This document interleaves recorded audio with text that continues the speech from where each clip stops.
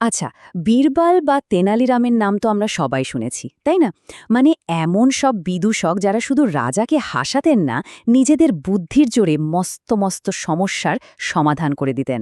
কিন্তু কখনো কি ভেবে দেখেছেন, আমাদের বাংলাতেও কি এমন কেউ ছিলেন? হ্যাঁ, ছিলেন। চলুন আজ সেই কিংবদন্তির গল্পটাই শোনা যাক। এই যে ইনাকে দেখুন, ইনিই হলেন গোপাল ভাঁড়। একেবারে সাধারণ একটা চেহারা, তাই না? কিন্তু এই সাধারণ চেহারার আড়ালেই লুকিয়ে ছিল এক অসাধারণ বুদ্ধি। এই ছবিতে যেমন হাসি মুখে মাছ আর হাড়ি নিয়ে দাঁড়িয়ে আছেন, ঠিক তেমনি সহজভাবে অবলীলায় রাজসভার বড় বড় জটিল সমস্যার সমাধান করে দিতেন।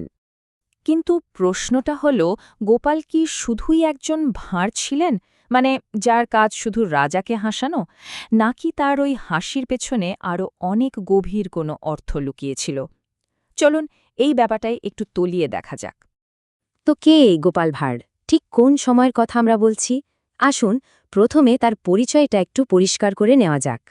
সময়টা ছিল অষ্টাদশ শতাব্দী, আর গোপাল ছিলেন নদিয়ার রাজা, রাজা কৃষ্ণচন্দ্রের রাজসভার বলা যায় সবচেয়ে প্রিয় বিদূষক। কাজটা ছিল রাজসভা মাতিয়ে রাখা। কিন্তু কাজটা কি শুধুই এটুকুই ছিল?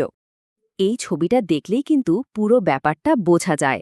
দেখুন, একদিকে কত বড় ক্ষমতাশালী একজন রাজা, আর অন্যদিকে এক সাদামাটা চেহারার মানুষ। গোপাল কিন্তু কেবল তার বুদ্ধি আর রসিকতাকে সম্বল করে শুধু রাজার মনই জয় করেননি, অনেক সময় তাকে সঠিক পথও দেখিয়েছেন। অবশ্য শুধু মুখে বললে তো আর হবে না।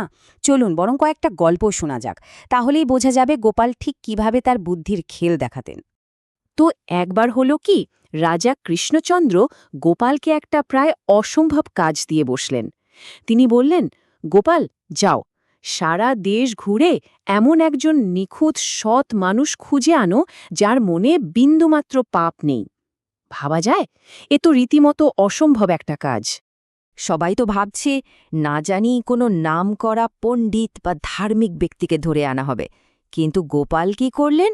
তিনি একেবারে সাধারণ এক গরিব জেলেকে নিয়ে রাজসভায় হাজির। সাথে সাথেই তো রাজসভায় গুঞ্জন শুরু হয়ে গেল। এ কিরকম অদ্ভুত পছন্দ! রাজা তো অবাক, তিনি কারণ জানতে চাইলেন। গোপাল তখন বললেন, মহারাজ, আমি তো অনেক জ্ঞানীগুণী লোকের কাছে গিয়েছিলাম, কিন্তু কেউই নিজের কোনো দোষ স্বীকার করতে রাজি না।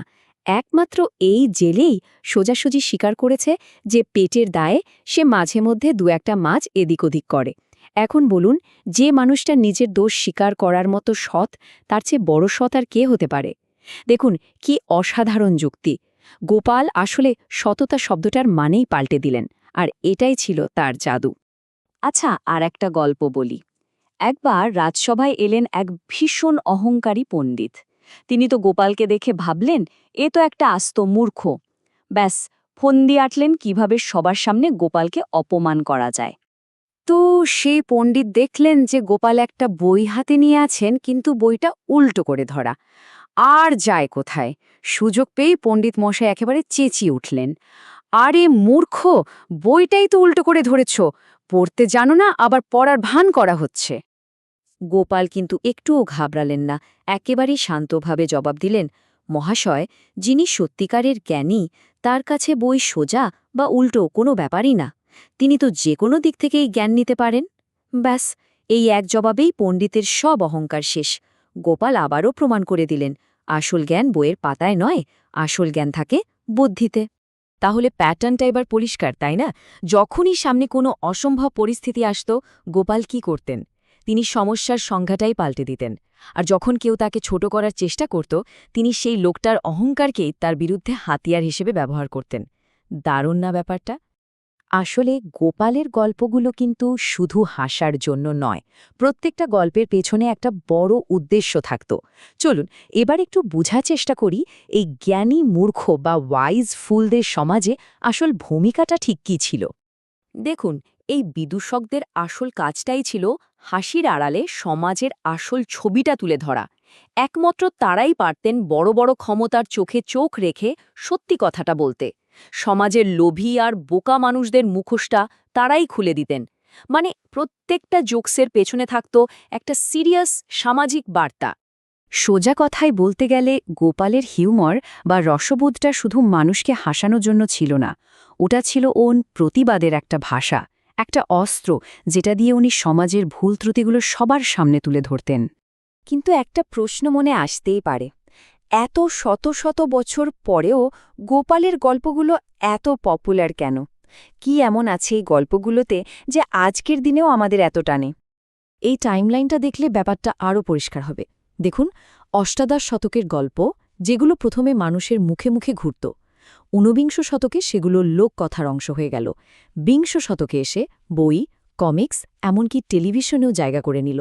আর আজ তো গোপাল ভাঁড় অ্যানিমেশন হয়ে আমাদের ড্রয়িং রুমে চলে এসেছেন।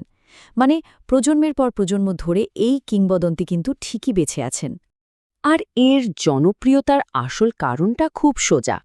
গোপালের চরিত্রটা আমাদের সাহস যোগায়, কারণ তার গল্পগুলো তো এক সাধারণ মানুষের জয়ের গল্প, এমন একজনের গল্প যে গায়ের জোরে বা ক্ষমতা দিয়ে যেতে না, যেতে মাথা খাটিয়ে, বুদ্ধি দিয়ে। এই যে আন্ডারডগের জিতে যাওয়ার গল্প, এটাই আমাদের সবসময় টানে। শেষে একটা প্রশ্ন রেখে যায়, গোপাল তো তার সময়ের অন্যায় আর বোকামির বিরুদ্ধে আওয়াজ তুলেছিলেন নিজের মতো করে। একটু ভাবা যাক তো, আমাদের এই সময়ে, আজকের দিনে সেই জ্ঞানী মূর্খরা কারা? আমরা কি তাদের চিনতে পারছি?